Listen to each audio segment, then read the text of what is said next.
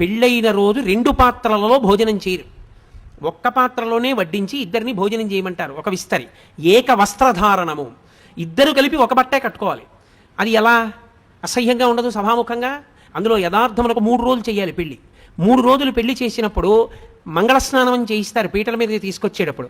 ఏ మంగళ స్నానం చేశారో ఆ మంగళ స్నానం చేసిన బట్టలతోటే 3 రోజులు ఉండాలి, ఇక మధ్యలో స్నానం చేయకూడదు.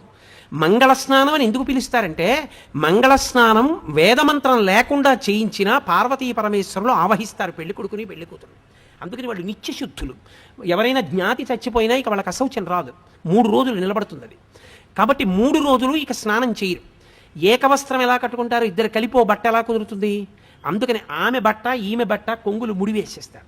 బ్రహ్మముడి పడిందిరా అంటారు.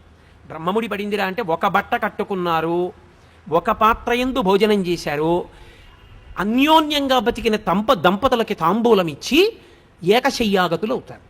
ఈ 3 ఏకమవడం బయట మీ ఇద్దరు ఏకమై ఉండడం కాదు, మీ మనసులు కూడా అలా ఏకమవ్వాలని చెప్పడానికి అఘోర చక్షుహు అన్న మంత్రం చెప్తూ సుముహూర్తానికి ఒకరి కందులలో ఒకరు చూసుకుని జీలకర్ర బెల్లం పెట్టుకుంటారు.